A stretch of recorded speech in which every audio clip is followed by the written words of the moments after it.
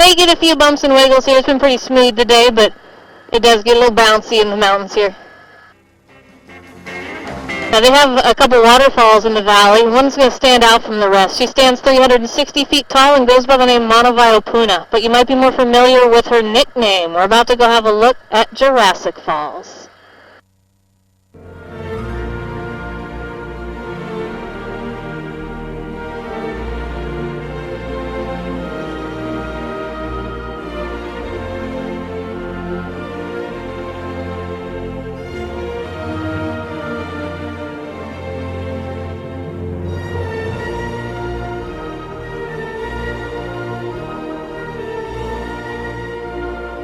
What island is that to our left? That is the island of Ni'ihau. We'll get a closer view of that in a little bit, but that's actually also owned by the Robinson family.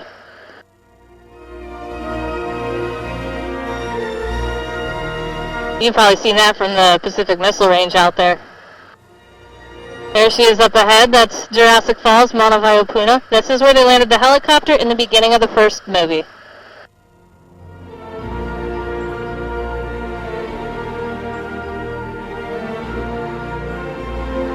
We'll make some turns here and bring it out both sides, but have a look around the valley as we do make our turns, because there are waterfalls everywhere in this valley.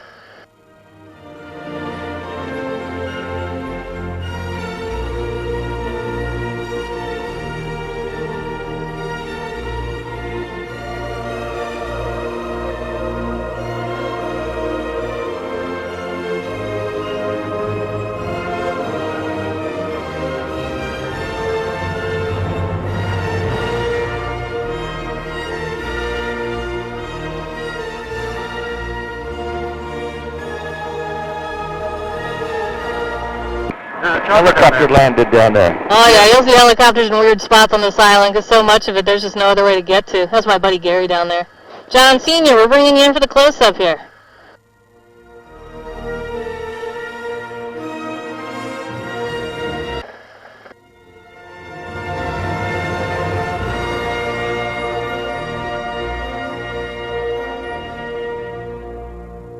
Now, because this is privately owned here, there is no way to see any of it except by helicopter. This is literally their backyard we're flying through.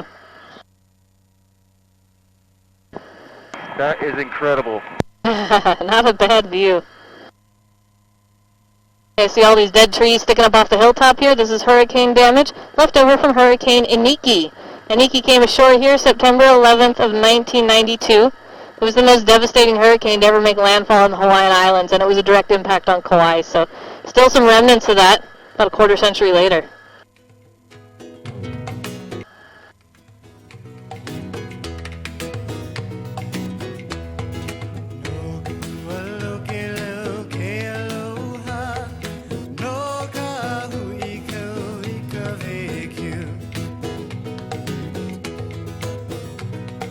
So the original descendant of the Robinson family to come to Kauai was a Scottish woman by the name of Eliza Sinclair.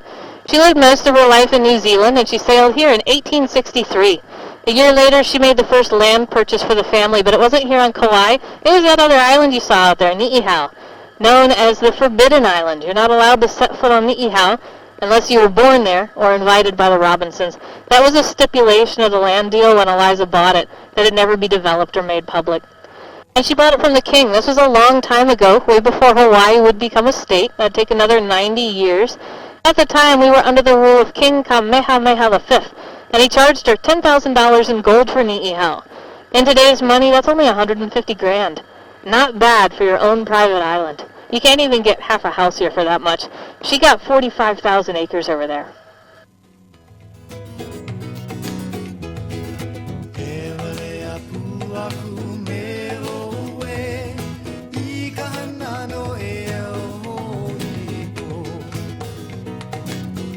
We're slowly working our way westbound, so you will get a better view of Ni'ihau a little bit later as we get out from under the cloud deck on the west side of the island.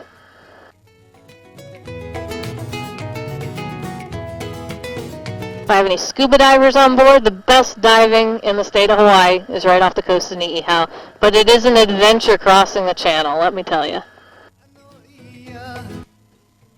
You scuba dive? I do, yeah. I finally got to dive Ni'ihau this past summer, and it was everything anybody ever told me it was. Really? Is there a shipwreck or anything like that? Mostly the sea life is what you're going to enjoy out there. They have a lot of sharks and monk seals. So we had several reef sharks playing with us, and there was a monk seal that was kind of acting like our bodyguard, keeping them at a safe distance from us. It was pretty cool. This is Olokele Canyon we're about to cross here. It is owned by the Robinsons, and they got it for even cheaper than Ni'ihau. This whole canyon was gifted into the family as a wedding present over 100 years ago.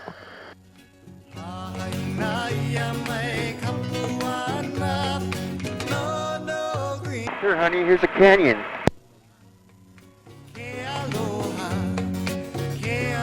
You're probably starting to notice a big change in the landscape and the terrain. We have 7 climate zones on this one tiny island, so you'll see some pretty dramatic changes as we make our way around. We left on the east side, and the east and north sides are usually the rainy sides. That's why they're so green and lush and gorgeous. Yesterday, the whole island was the rainy side. South and west sides of the island only get about 10 inches of rain per year, though, which is pretty cool because the center of the island is one of the rainiest places on Earth. Again, it gets over 450 inches of rain per year. It rains there almost every single day, so big difference for just a few miles away.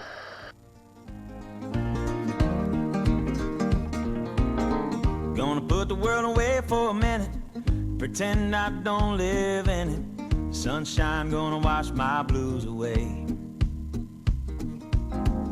Had sweet love, but I lost it.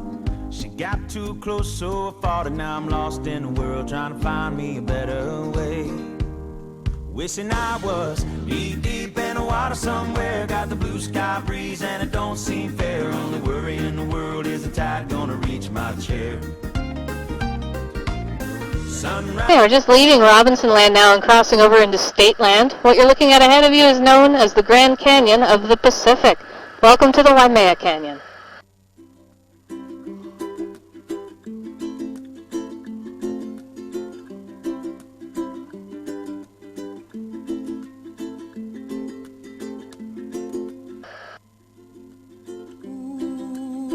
People do a lot of hiking in the Grand Canyon. Absolutely, particularly on the west and north sides of the canyon, or excuse me, yes, the west and north sides. The east side, the really experienced hikers or ones that are willing to put up with some rough terrain for a long ways, they can get around the east side, but you can't get there by road, so it takes some doing.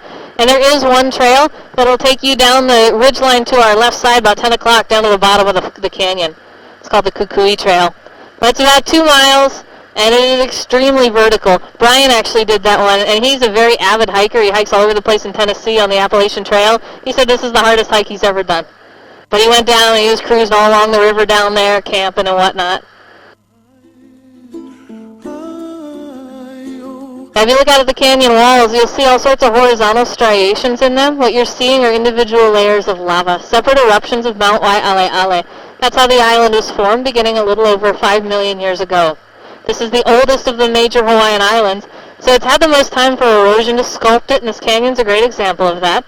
And as the river cut through the canyon, it exposed all these layers of lava to the air. Well, lava comes from the center of the earth, so it's very rich with iron, and when that iron comes into contact with our humid, salty island air, it's going to oxidize or rust. That's where the red dirt comes from, just a bunch of rust.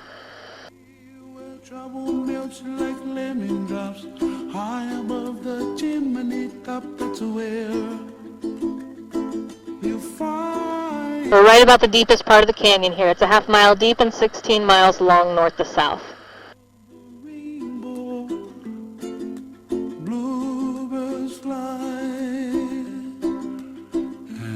We're going to cruise up into the north end of the canyon. I've got another waterfall up this way I want to show you.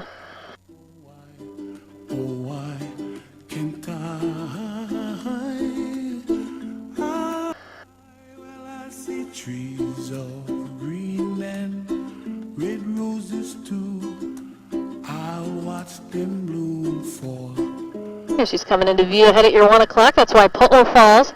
Waipolo stands 800 feet tall, a little bit more than double the height of Jurassic Falls. This one you can